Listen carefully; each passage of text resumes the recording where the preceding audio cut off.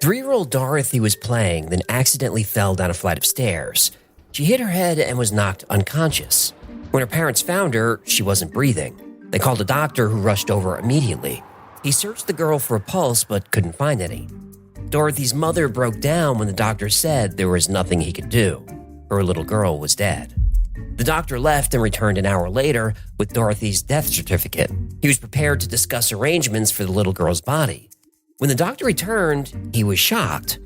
Not only was little Dorothy alive and well, but she was playing happily in her room. Dorothy's parents and the doctor were stunned. It was a miracle. The doctor examined her again. There was no sign of injury. He had no explanation. He said it appeared as if Dorothy had come back from the dead. He didn't realize how right he was.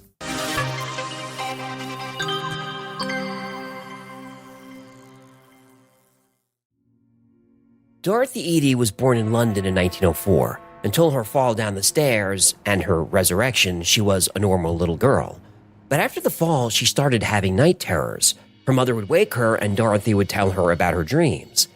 She lived in a huge columned building surrounded by trees and green gardens. It was always the same dream, and Dorothy would tell her mother the same thing: "I want to go home."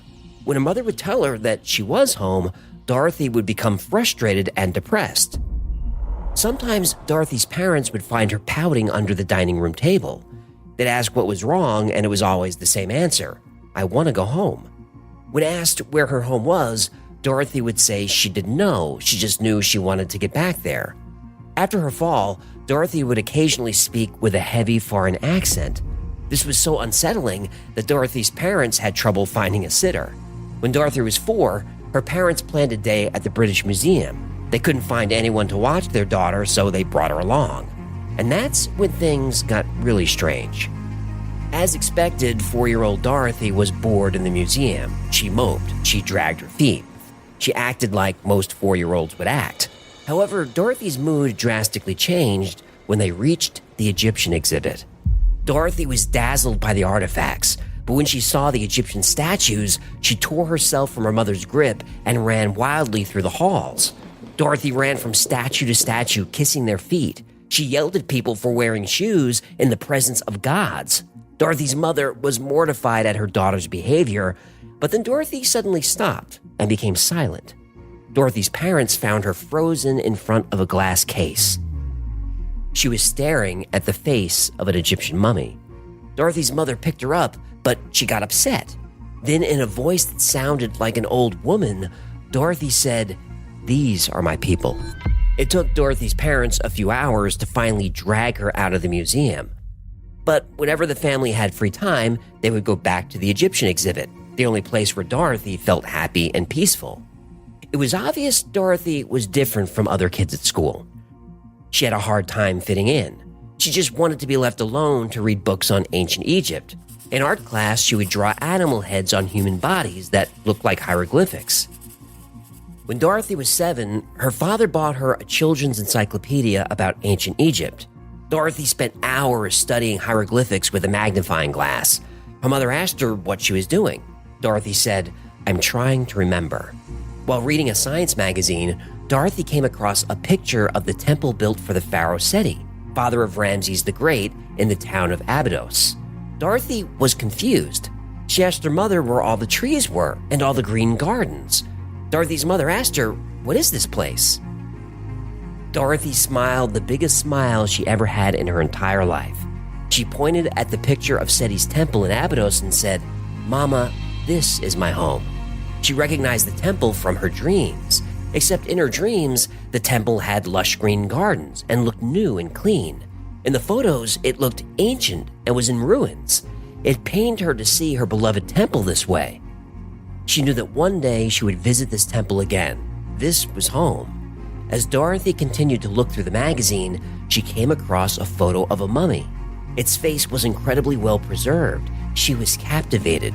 The longer she stared, the more clear it became. She knew this man.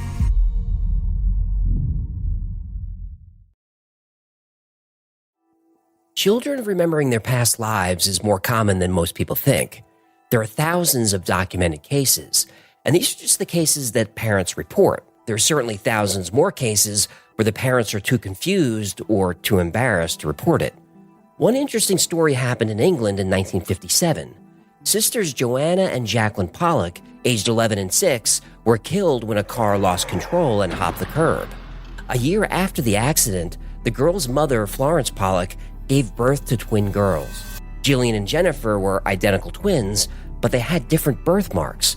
Jennifer had a birthmark on her waist that matched a birthmark that Jacqueline had before she died. Coincidence? She also had a scar on her forehead, just like Jacqueline did. When the twins were about 2 years old, they started asking for toys that belonged to their sisters, though they had never seen them before. They'd also become frightened at moving cars, yelling how the car is coming to get them. And the coincidences go on and on. During the Battle of Iwo Jima, the Japanese shot down American fighter pilot James Houston Jr. He died in the cockpit of the plane on March 3, 1945. Over 50 years later, 2-year-old James Leninger started having nightmares about being a fighter pilot crashing into the ocean and dying. When James was shown photos, he was able to name the kind of aircraft he flew. He knew the name of the aircraft carrier he was on. He could even name the other men who served with him at 2 years old. All this information was verified to be true. One of my favorite cases of reincarnation is Ryan Hammond's. When Ryan was about 4 years old and playing by himself, he would pretend to direct movies. Ryan told his mother that he used to be a man who lived in Hollywood. Ryan's parents were Christian and serious about their faith. They didn't believe in reincarnation. But Ryan would often talk about his former life. I used to be somebody else. I used to be big, but now I'm little. And I liked it better when I was big and I could go wherever I wanted to go. I hate being little. Whenever Ryan saw the Hollywood sign on television, he would cry that was his home and he wanted to go back. Ryan would tell stories about meeting Rita Hayworth, about vacations in Paris, and working at an agency where people would change their names. This is not the typical banter of a 4-year-old. Ryan's mother brought home a book about old Hollywood, and they flipped through the pictures. They came across a photo, and Ryan recognized it. That's George. We did a picture together, and that guy right there, that's me. The other man in the picture was Marty Martin. Marty Martin did know Rita Hayworth. He did vacation in Paris, and he did work at an agency where people would change their name. Ryan was right about all of it. Ryan even knew Marty used to dance on Broadway, how many sisters he had, how many children. He even said his house was on a street with the word rock in it. Marty Martin lived on Roxbury Drive. Marty's family was able to confirm 55 separate facts that Ryan got correct at 4 years old. And in these 3 cases, like in almost every case, past life memories start around age 2 or 3 and end around age 5. Not so with Dorothy Eady. As she got older, her memories became more clear. It was just a matter of time before Dorothy Eady would find out who she really was, 3,000 years ago. Dorothy Eady was very outspoken about being reincarnated. She spoke about it openly and didn't care what anybody thought. This was a problem for a teenage girl in the 1920s. Her parents tolerated what they thought was just an eccentricity, but other people weren't so forgiving. One Sunday afternoon, a priest showed up at Eady's door. The priest said that Dorothy was no longer welcome at Sunday school. She'd refused to sing a hymn that spoke poorly about Egypt. But the last straw was when Dorothy argued with the Sunday school teacher that Christianity was based on the old religion of Egypt. Dorothy had been spending so much time in the British Museum that Egyptologist Sir E.A. Wallace Budge got to know her. One day, he noticed young Dorothy at the museum, and he wondered what she was doing out of school, so he struck up a conversation with her. Dorothy matter-of-factly told him that she wasn't interested in what they taught. When he asked what she would like to study, she simply said hieroglyphics. So Dr. Budge took Dorothy under his wing and started to teach her. Unsurprisingly, she picked it up very quickly, like freakishly quickly. Soon she was copying and translating chapters from the Book of the Dead on her own. Dorothy and Dr. Budge became good friends. He was my first and most earnest tutor. He once said to me, "My child, Egypt taught us everything. I follow all the Egyptian teachings, and when you go there one day, I am sure you will do the same. In 1916, Dorothy was sent to live with her grandmother. The Great War made living in the city too dangerous for a child, but she promised Dr. Budge she would keep up with her studies. He wanted to know why Egypt fascinated her so much. Because I used to know, and now I must remember it all again. Living with her grandmother in Sussex was lonely and isolating, but it was a great opportunity to continue her studies. She would often visit the local library and read every book on ancient Egypt she could find. Dorothy's dreams of ancient Egypt continued this whole time, though now that she knew it was happening, she wasn't frightened anymore. She looked forward to the dreams of Egypt and the mysterious temple. It was as if it called to her. But around this time, she started having a new type of dream, and these were terrifying. She saw in vivid detail the horrors of the Western Front. In one dream, she saw a young man she knew from the village, Robert, lose his leg. A few weeks later, Robert returned from the war. He was missing a leg. These dreams had profound meaning. It was clear to Dorothy that not only could she see into her past life, but she could witness events from her own time. But the dreams were about to get worse, a lot worse. One night, Dorothy suddenly woke up. It felt as if she was being watched. As her eyes adjusted to the darkness, the silhouette of a man came into view. He was standing next to her bed, looking down at her. As she squinted in the darkness, trying to make out any features, a horrifying image came into focus. The figure was actually a mummified corpse. It was covered in wrappings, but the eyes burned through the darkness. They appeared alive and were looking right at her. She recognized the face. It was the mummified pharaoh she'd seen in the magazine as a child. This was the Pharaoh Seti I. Seti grabbed and tore at her nightgown. Her grandmother rushed into the room when she heard Dorothy's screams, but all her grandmother found was Dorothy alone in bed. The mummy had vanished, but Dorothy's nightgown was torn. Even though this vision was terrifying, Dorothy felt a love for this man she could not explain. She knew him in her past life. They must have been lovers. As the days went on, she even missed him. Every night she prayed for his return, yet he was nowhere to be seen. Eventually, she returned to London. For the next few years, she worked various jobs at a theater owned by her parents. But then she got her big break in 1931. A position opened up in London, writing for an Egyptian public relations magazine. Against her parents' wishes, she traveled to London. The 30s were a tricky time in Egypt.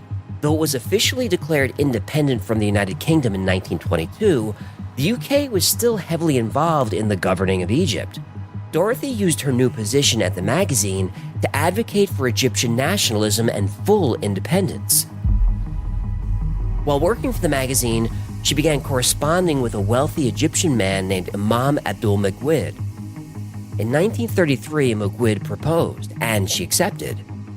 She finally traveled to Egypt for the first time in her life. She only told her parents about the marriage once travel had been arranged. Needless to say, they were not happy. When she stepped off the boat in Cairo, she fell to her knees and kissed the ground. She wept and said, "I'm finally home." Passers-by looked on in confusion. She was creating a scene, and her new husband was embarrassed. Swept up in the emotions of arriving at what felt like home, for a moment she forgot Imam was there. He silently wondered what he had gotten himself into.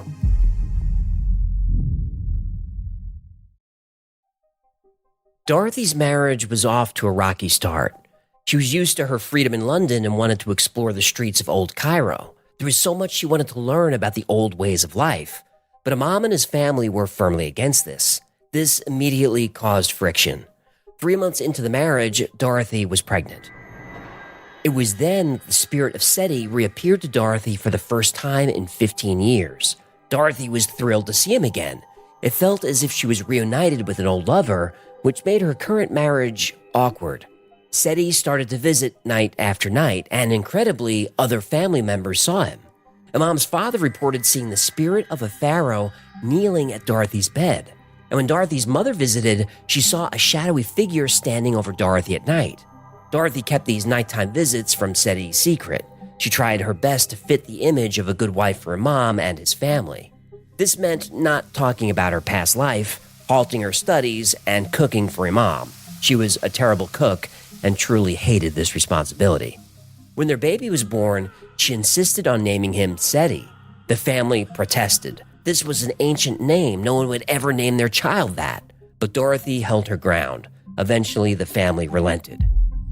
After the baby was born, Dorothy awoke one night to an unfamiliar voice whispering in her ear.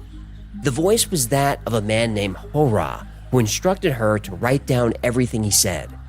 She would enter a trance, neither sleeping nor awake, and scribble notes in hieroglyphics. When she woke up, she had no idea what she'd written. It wasn't even her handwriting. In fact, it was a form of hieroglyphic writing called demotic writing that she didn't know how to read, let alone write. After a year of this, she had 70 handwritten pages. She was eager to get to work translating, but she knew her husband would not like this, so she kept the pages tucked away. In a surprising turn of events, Imam was offered a well-paying job in Iraq. He decided to take it and left Dorothy and the baby with his parents in Cairo. To Dorothy, this felt like a sign. She could return to her studies, determined to translate the writing she transcribed while in trance. Eventually, she was able to translate the texts. It was a story that felt familiar. It was a detailed account of her past life in ancient Egypt thousands of years ago. She was an Egyptian woman named Bentreshyt, born in the town of Abydos. She came from a humble background. Her father was a soldier who served during Seti I's reign, and her mother was a vegetable seller. When Bentreshyt was 2 years old, her mother died. Unable to care for her, Bentreshyt's father placed her in the temple of Kam el-Sultan, where she could be raised to become a priestess. When she was 12 years old, Bentreshyt was given two choices. She could either leave the temple and go out into the world on her own, or become a consecrated virgin and stay at the temple. Bentreshyt decided to take the vows and became a priestess of Isis. A few years later, she met Pharaoh Seti I in the temple gardens at Abydos, and they had an affair. When she became pregnant with the child of the pharaoh, she had no choice but to tell the high priest about her relationship with Seti I. The high priest told her that her sin against Isis was so severe that she would be tried and likely sentenced to death.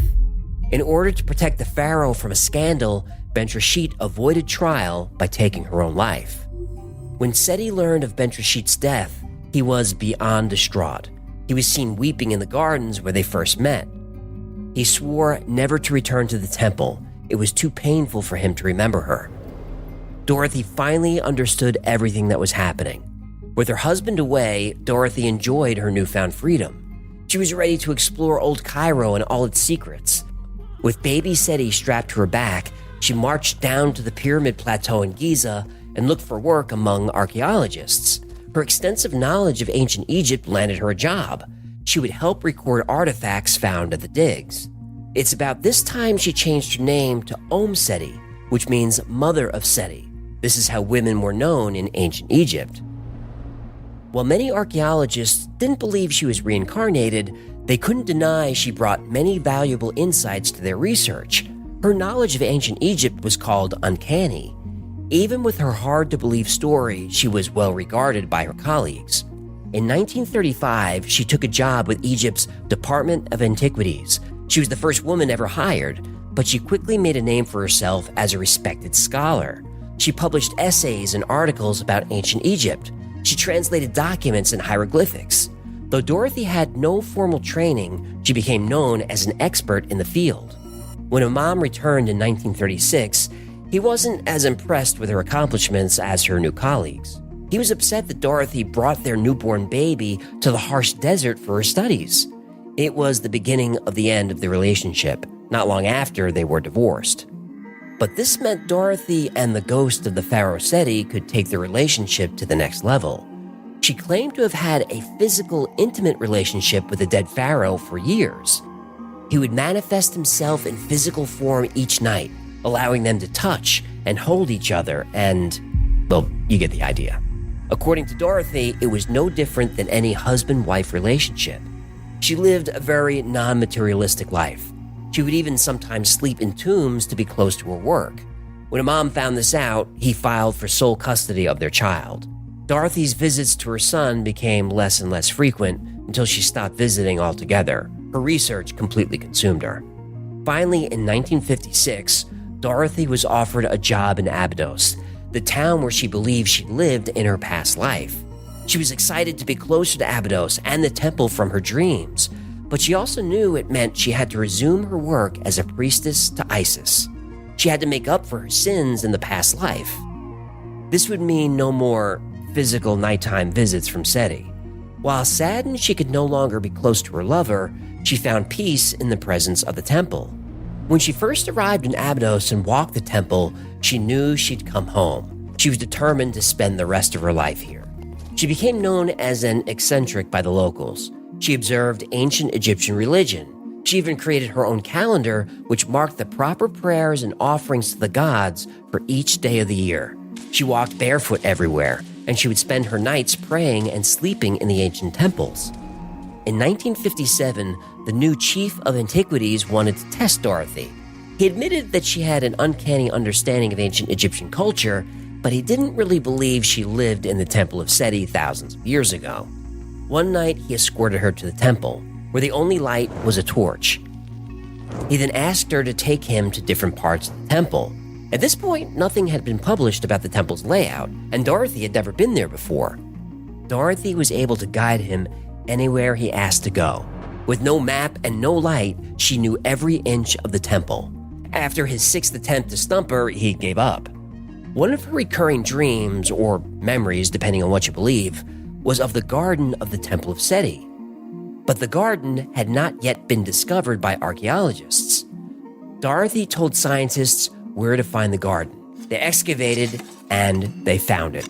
She gave them a detailed layout for the garden, including placement of trees and wells, and this was all confirmed. This was also the same garden she says she met Seti for the first time, and where he mourned her passing.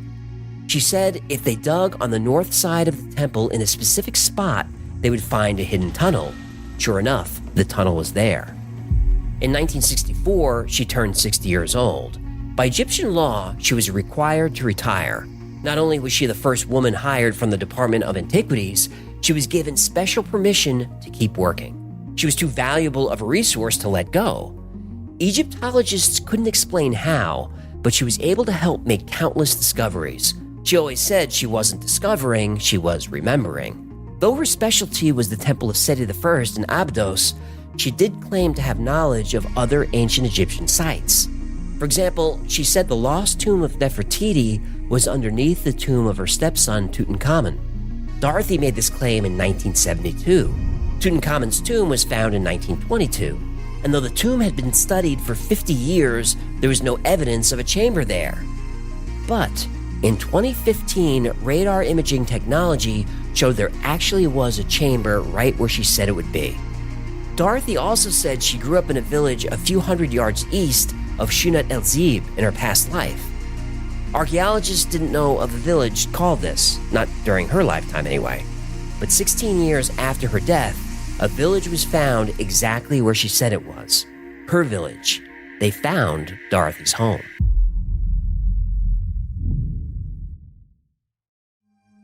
About 30% of Americans, including almost 25% of Christians, believe in reincarnation. Reincarnation might be fringe science or pseudoscience in the Western world, but in the East, reincarnation is viewed differently.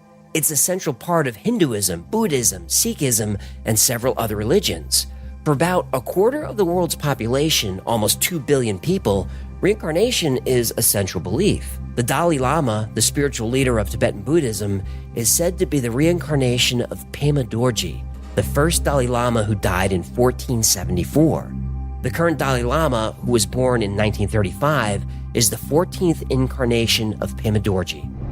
When the Dalai Lama dies, senior Tibetan monks conduct an elaborate search to find his next incarnation. The search involves consulting oracles, interpreting visions, and reading spiritual signs. The senior monks may find clues in the Dalai Lama's deceased body, such as the direction it faces. If the body's cremated, the direction of the smoke is monitored as a potential indicator of the direction of rebirth.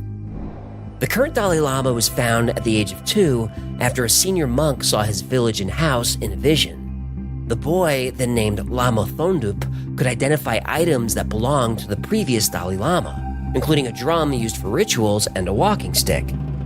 Even though I consider myself an open-minded skeptic of the topics we cover, reincarnation is a subject I've always been drawn to. There is comfort in the thought that death is not the end, that our physical life is just a temporary experience meant to teach us lessons to prepare us for our next life, or to prepare us for what comes after. Dorothy Eady is one of the most compelling cases for reincarnation that I've ever seen. But is this really evidence? Skeptics will point out that while Dorothy Eady was able to identify many hidden Egyptian tombs, tunnels, and rooms, she also got plenty of things wrong. Some believe that when Dorothy hit her head falling down the stairs, she injured her brain. This injury caused her to have foreign accent syndrome, which is a real thing. The injury also caused her to develop obsessive-compulsive disorder, with her obsession being ancient Egypt. She even admitted that her fall down the stairs could have knocked a screw loose. Those are her words.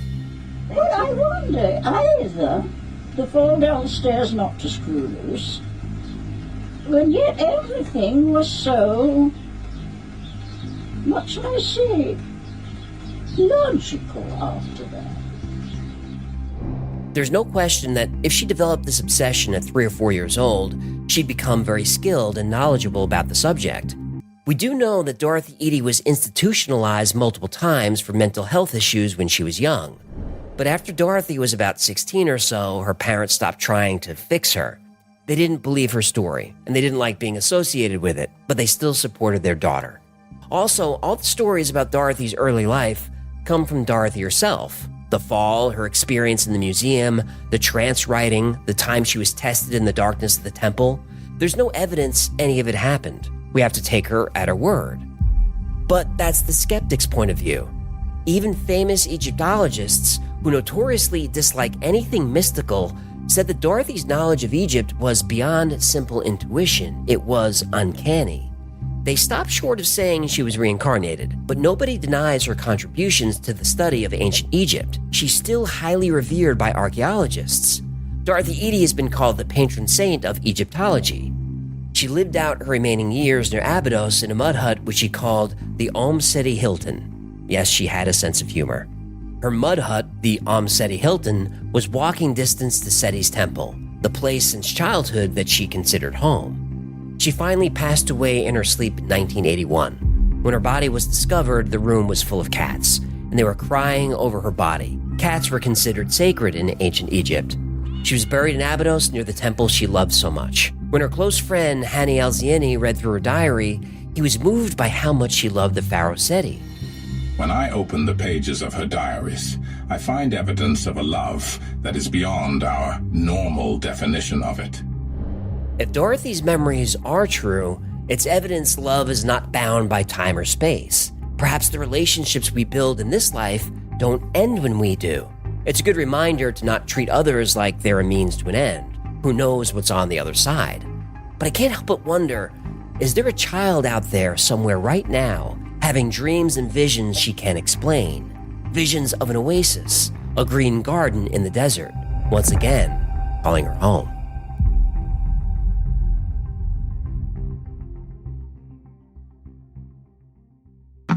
Thank you so much for hanging out with me today. My name is AJ. This has been the Y-Files. If you had fun or learned anything, do me a favor, leave the podcast a nice review. That lets me know to keep making these things for you. And like most topics I cover on the Y-Files, today's was recommended by you. So if there's a story you'd like to learn more about, go to theyfiles.com/tips. And special thanks to our patrons who make the Y-Files possible. I dedicate every episode to you, and I couldn't do this without your support. So if you'd like to support the Y-Files, consider becoming a member on Patreon.